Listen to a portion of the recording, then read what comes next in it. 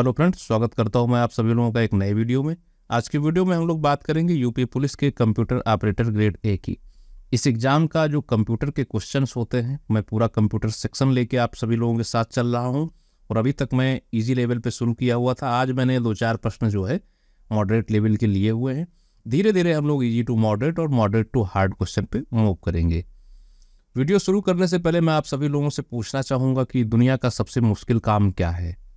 मैं रात भर जगने या फिर दिन भर सोने या फिर मैं पहाड़ पे चढ़ने की बात नहीं कर रहा हूँ। आप लोग बस दिमाग में सोचिएगा कि दुनिया का सबसे मुश्किल काम क्या है, और जो जवाब आएगा वो आप लोग कमेंट में लिखेंगे। तो आइए शुरू करते हैं आज का वीडियो।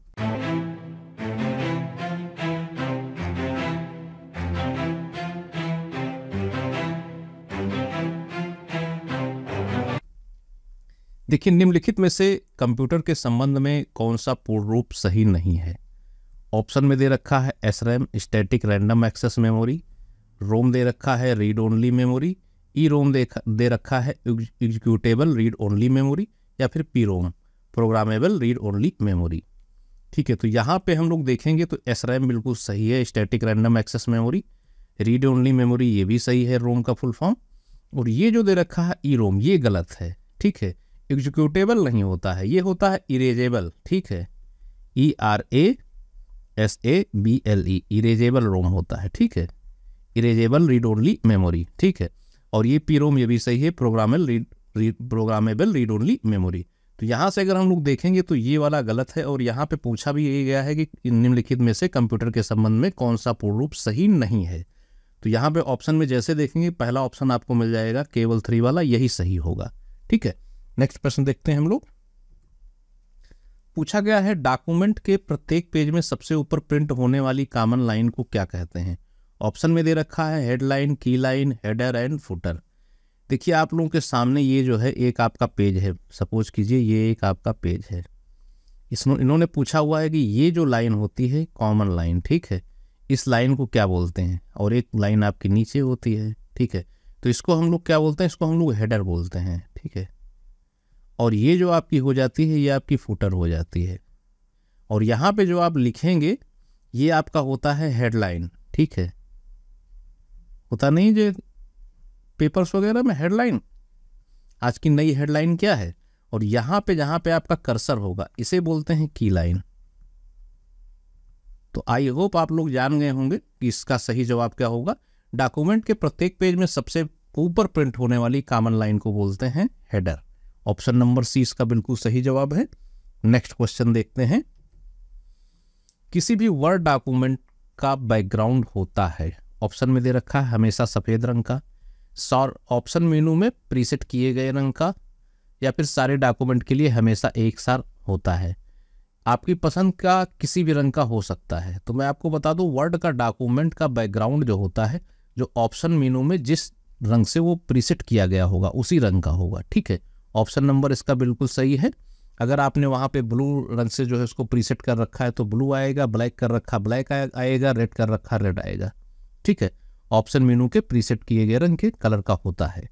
नेक्स्ट देखते हैं, SQL का पूरा नाम क्या है। ऑप्शन में दे रखा है structured query language, system query language, service query language, या फिर सीरियल क्वेरी लैंग्वेज। तो मैं आपको बता दूं इसका फुल फॉर्म होता है structured query language. Option number A इसका बिल्कुल सही जवाब है। नेक्स्ट क्वेश्चन देख लेते हैं। निम्नलिखित में से ऐसा क्या है जिसके ना होने पे कंप्यूटर बूट नहीं कर सकता। ऑप्शन में देखते हैं loader, operating system, compiler, primary condenser. तो मैं आपको बता दूं, अगर आपके सिस्टम में ऑपरेटिंग सिस्टम नहीं है, OS नहीं है, तो कंप्यूटर बूट नहीं करेगा। इसका सही जवाब होगा option number B, operating system. फिर देखते हैं, निम्नलिखित में से किसका काम कंप्यूटर के समस्त भागों के बीच सामंजस्य स्थापित करना होता है। ऑप्शन में है logic unit, control unit, arithmetic unit, या फिर ऑल ऑफ द अबव। तो मैं आपको बता दूं, कंट्रोल यूनिट एक ऐसा अंग होता है जिसके ना होने से जो आपके कंप्यूटर के समस्त भागों में सामंजस्य स्थापित करता है। अगर ये नहीं है तो आपके सिस्टम के लिए बड़ी दिक्कतें खड़ी हो जाएंगी। ऑप्शन नंबर बी इसका बिल्कुल सही जवाब है। कंप्यूटर के समस्त भागों के बीच में सामंजस्य स्थापित करना कंट्रोल यूनिट का काम होता है। नेक्स्ट देखते हैं, निम्नलिखित में से कौन सी सेवा इंटरनेट प्रयोक्ताओं के एक समूह को किसी सामान्य विषय पर अपने विचारों का आदान प्रदान करने की सुविधा देती है? इंपॉर्टेंट क्वेश्चन है। ऑप्शन में दे रखा है टेलनेट, निकनेट, यूजनेट या फिर मिलनेट। तो मैं आपको बताना चाहूँगा, ये जो आपका टेलनेट होता है, टेलनेट क्या होता है? Tele type network. ठीक है, टेली टाइप नेटवर्क। ठीक, तो टेलनेट क्या होता है? It's commonly used by the terminal emulation program that allow you to log in to remote host. ठीक है, ये जो है आपके टर्मिनल एमुलेशन प्रोग्राम में आपको अलाउ करते हैं कि रिमोट होस्ट में लॉगिन करने के लिए। और फिर बात करते हैं निकनेट की। तो निकनेट क्या होता है? आप लोगों में से काफ़ी लोग जानते भी होंगे। ये होता है नेशनल इंफॉर्मेटिक्स सेंटर। ठीक है, और ये कॉमनली यूज किया जाता है connecting to all districts and state headquarters. ठीक है, ये जो है सारे जनपद और सारे जो है स्टेट हेडक्वार्टर्स को आपस में कनेक्ट करने के लिए यूज किया जाता है। फिर बात करते हैं मिलनेट की। तो मिलनेट क्या है? ये फुल्ली मिलिट्री नेटवर्क है। ठीक है, फुल्ली मिलिट्री नेटवर्क है। ठीक है, फुल्ली मिलिट्री नेटवर्क। और जो इसका सही जवाब है वो आपका है option number C, Usenet. Usenet क्या होता है? यूजनेट होता है user network. It's used for world wide discussion system available on computers. ये एक प्रकार का डिस्कशन सिस्टम होता है जो आपके सिस्टम में अवेलेबल होता है। इसमें आप लोग क्या करते हैं? इसमें जो है किसी सामान्य विषय पर अपने विचारों का जो है आप सभी लोग आदान प्रदान करते हैं। तो इसका सही जवाब होगा आपका option number C, Usenet. Next question देखते हैं। ईमेल अकाउंट के स्टोरेज एरिया को क्या कहते हैं? ईमेल अकाउंट के स्टोरेज एरिया को क्या बोलेंगे? ऑप्शन में दे रखा है Gmail, mail box, search engine, attachment. Attachment क्या होता है? आप किसी को कोई पीडीएफ या फिर कोई वीडियो, म्यूजिक कुछ भेज रहे हैं तो वो अटैचमेंट हो जाता है। सर्च इंजन में आप कोई सी भी चीज़ सर्च करते हैं, जैसे मान लीजिए आपने सर्च किया कि इंडिया कहाँ लोकेटेड है तो वो सर्च इंजन हो जाता है। आपने यूपीएससी सर्च किया, एसएससी सर्च किया तो आप सर्च इंजन से उसके रिजल्ट्स पा सकते हैं। मेल बॉक्स क्या होता है? मेल बॉक्स में ये ईमेल का एक स्टोरेज एरिया होता है। कोई आपको कोई मैसेज भेजेगा, कोई अटैचमेंट भेजेगा या कोई म्यूजिक भेजेगा, वीडियो भेजेगा तो वो आपके मेल बॉक्स में आके आपको मिलेगा। तो ऑप्शन नंबर बी इसका बिल्कुल सही जवाब है। और जीमेल क्या है? जीमेल जो है आपका एक ईमेल है, ईमेल अकाउंट है, मतलब ईमेल सर्वर है जहाँ पे आप अपने जीमेल अकाउंट बनाते हैं और एक दूसरे को ईमेल करते हैं। मैंने आपसे पूछा था कि दुनिया का सबसे कठिन काम क्या है, पूछा था ना? तो आप लोगों को मैं दो चीज़ें बताता हूँ। देखिए, एक तो है आपका आज और दूसरा क्या है कल। तो दुनिया का सबसे कठिन काम क्या है? कल को बेहतर बनाना। अगर आपको कल को अपने बेहतर बनाना है तो आज आपको क्या करना पड़ेगा? आज आपको सारी परेशानियां झेलनी पड़ेंगी। कल को बेहतर बनाने के लिए आज आपको कड़ी मेहनत करनी पड़ेगी, तभी जाके आप इस कल को बेहतर बना पाएंगे। तो मैं उम्मीद करता हूँ मेरी बात आप समझ रहे होंगे। अगर आपको कल को बेहतर बनाना है तो आप अच्छे से प्रिपरेशन करिए और कंप्यूटर ऑपरेटर बन के दिखाइए। कंप्यूटर ऑपरेटर बनने के बाद में आपका जीवन ही बदल जाएगा। आपके परिवार वाले सब खुश होंगे, आपके पड़ोसी मोहल्ले के लोग आपको इज्जत देंगे। और अगर आप आज मेहनत नहीं करेंगे तो कल आपका बेहतर नहीं बन पाएगा। तो आइए देखते हैं नेक्स्ट प्रश्न। डॉक्यूमेंट के किसी टेक्स्ट या ग्राफिक्स को कट या कॉपी करने पर वह टेम्परेरी रूप से कहाँ पर सेव हो जाता है? अगर किसी डॉक्यूमेंट पे कोई टेक्स्ट या ग्राफिक है तो उसे हम लोग कट या कॉपी करेंगे तो वहाँ कहाँ पे सेव हो जाएगा? ऑप्शन में दे रखा है फ्रेम, पेन, ऑब्जेक्ट या फिर क्लिपबोर्ड। तो जब भी हम किसी चीज़ को कट या कॉपी करते हैं तो हमेशा जो है क्लिपबोर्ड में जाके सेव हो जाता है और वहाँ से जब आप उसे पेस्ट करेंगे तो वहीं से वो उठ के वहाँ पे पेस्ट हो जाता है। इसका सही जवाब है clipboard, option number D. Next question देखते हैं। MS एक्सेल वर्कबुक बहुत सी डैश डैश का समूह होता है। MS एक्सेल वर्कबुक किस चीज़ों का समूह होता है? सीट्स का, टाइप्स का, वर्कशीट्स का या फिर बुक्स का? तो MS एक्सेल क्या रहता है? वो आपका वर्कशीट्स का जो है समूह होता है। बहुत सारी वर्कशीट्स इसमें अटैच होती हैं, जुड़ी होती हैं। नेक्स्ट देखते हैं। निम्नलिखित में से कौन सा विकल्प स्प्रेडशीट और सेल की परिभाषा को व्यक्त करता है? इंपॉर्टेंट है। निम्नलिखित में से कौन सा विकल्प स्प्रेडशीट में सेल की परिभाषा को व्यक्त करता है? Intersection of row and columns, intersection of table and templates, intersection of field and records, intersection of file and database. तो सेल की जो डिफिनेशन होती है वो आपको पता होनी चाहिए। सेल की डिफिनेशन क्या होती है? A rectangular area formed by the intersection of a row and column is a cell. ठीक है, तो इसका सही जवाब क्या होगा? Intersection of row and columns. ठीक है, ऑप्शन नंबर ए जो है इसका बिल्कुल सही जवाब है, intersection of row and columns. Next हम लोग देख लेते हैं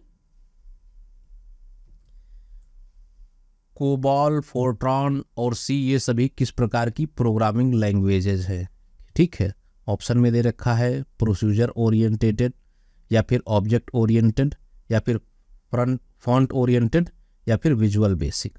तो मैं आपको बताना चाहूँगा जो जैसे ये आपकी सी हो गई, ठीक है, सी हो गई, फोर्ट्रॉन हो गई, कोबाल हो गई, ठीक है, कोबाल हो गई, और फिर आपकी जो है पास्कल हो गई, ठीक है, पास्कल हो गई, वीबी हो गई। ठीक है, ये सब जो है आपकी क्या है?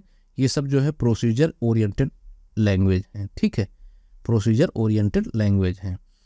और अगर हम लोग बात करें ऑब्जेक्ट ओरिएंटेड लैंग्वेज की, ये दे रखा है ना ऑब्जेक्ट ओरिएंटेड लैंग्वेज की, तो यहाँ पे आपकी जैसे जावा हो गई, ठीक है, C++ हो गई, VB.NET हो गई, इसके अलावा क्या होती है? पाइथन होती है। तो ये सारी क्या है? ये सारी ऑब्जेक्ट ओरिएंटेड लैंग्वेजेज हैं और ऑब्जेक्ट ओरिएंटेड प्रोग्रामिंग लैंग्वेजेज हैं। क्लियर है? नेक्स्ट क्वेश्चन देखते हैं। प्रोग्राम लिखने के लिए एक संकेत क्या है जो गणना और एल्गोरिदम के निर्देश हैं? ठीक है, प्रोग्राम लिखने के लिए एक संकेत क्या है जो गणना और एल्गोरिदम के निर्देश हैं? Programming language, operating system, web browser, या फिर हार्डवेयर। तो इसका सही जवाब है प्रोग्रामिंग लैंग्वेज। प्रोग्रामिंग लैंग्वेज क्या होती है? एक प्रकार की लिपि होती है, संकेत होती है जो गणना और एल्गोरिदम के निर्देश होते हैं। ठीक है, वही आपके प्रोग्रामिंग लैंग्वेज होते हैं। नेक्स्ट क्वेश्चन देखते हैं हम लोग। जावा एक प्रोग्रामिंग लैंग्वेज है जो किसके द्वारा विकसित की गई है? ऑप्शन में दे रखा है Dennis Ritchie, John McCauley, James Gosling, Mark Zuckerberg. तो इसको तो आप लोग गेस भी कर सकते हैं भाई। देखिए, मार्क जुकरबर्ग के बारे में सब लोग जानते होंगे। ये क्या है? ये सीईओ हैं। सीईओ किसके हैं? एफबी के, फेसबुक के। ठीक है, और इसके अलावा अगर हम लोग बात करें जॉन मैकुली की, तो ये क्या है? ये जो है अमेरिकन जो है फिजिसिस्ट हैं। इनको क्यों जानते हैं हम लोग? इनको जानते हैं क्योंकि उन्होंने first general purpose electronic computer का जो है आविष्कार किया था, इसलिए इन्हें हम लोग जानते हैं। डेनिस रिची की बात करें तो डेनिस रिची को आपको पता है फादर ऑफ कोडिंग, सी की खोज की थी इन्होंने, invented of C programming language. बचा क्या आपका? James Gosling. तो ये आपका सही जवाब है, ऑप्शन नंबर सी। इन्होंने क्या किया है? इन्होंने जावा प्रोग्रामिंग लैंग्वेज इनके द्वारा जो है विकसित की गई है, डेवलपर है जावा प्रोग्रामिंग लैंग्वेज के। नेक्स्ट क्वेश्चन देख लेते हैं।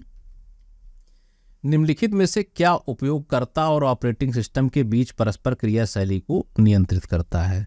पूछा गया है निम्नलिखित में से क्या यूजर और ऑपरेटिंग सिस्टम के बीच में परस्पर क्रिया की शैली को नियंत्रित करता है? ऑप्शन में दे रखा है स्क्रीन सेवर नहीं होगा, यूजर इंटरफेस यही होगा, प्लेटफॉर्म ये भी नहीं होगा, लैंग्वेज ट्रांसलेटर ये भी नहीं होगा। यूजर इंटरफेस जो होता है, ऑप्शन नंबर 20 का बिल्कुल सही जवाब है। ये क्या करता है? यूजर और ऑपरेटिंग सिस्टम के बीच में जो है परस्पर क्रियाशैली को नियंत्रित करता है। जब आपका यूजर इंटरफेस अच्छा होगा तो आपको काम करने में भी अच्छा लगेगा, चीज़ें आपके समझ में आएंगी, ब्रेन से बाहर नहीं निकल के जाएंगी। तो इसका सही जवाब है option number B, user interface. Next question देख लेते हैं। लाइनेक्स किस प्रकार का सॉफ्टवेयर है? ये पूछा जा चुका है एग्जाम में। ऑप्शन में दे रखा है शेयरवेयर, प्रॉपर्टी, कॉमर्शियल, या फिर ओपन सोर्स। तो लाइनेक्स क्या है? ये आपका ओपन सोर्स जो है सॉफ्टवेयर है। ठीक है, ओपन सोर्स ऑपरेटिंग सिस्टम बोल सकते हैं लाइनेक्स को। लाइनेक्स है आपका, यूनिक्स आ जाता है, फेडोरा आ जाता है। ठीक है, फेडोरा के बाद में जैसे आपका एंड्रॉयड ले लीजिए।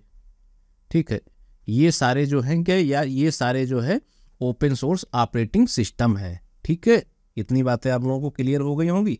तो आई होप जो चीज़ें मैंने आपको बताई इनमें से जो भी आपको इम्पोर्टेंट लगा होगा आप लोगों ने कहीं ना कहीं उसे नोट कर लिया होगा, ताकि भविष्य में वो आप सभी लोगों के काम आ सके। मैं समय समय पे जो है इनके क्वेश्चंस थोड़ा सा और मॉडरेट करता जाऊंगा, थोड़ा सा और हाई लेवल का लेता आऊँगा, जिससे आप लोगों को जो है परीक्षा में काफ़ी सारी मदद मिल सके। तो ठीक है भाई, नेक्स्ट वीडियो में मैं आप सभी लोगों से फिर मुलाकात करूंगा। वीडियो अच्छा लगा हो तो लाइक कीजिएगा, अपने फ्रेंड्स के साथ शेयर कीजिएगा। जो लोग नए हैं वो लोग चैनल को सब्सक्राइब करेंगे। आपकी अगर कोई क्वेरीज हैं तो आप हमसे इस आईडी पर संपर्क कर सकते हैं, UP SSC lectures online@gmail.com। Thank you.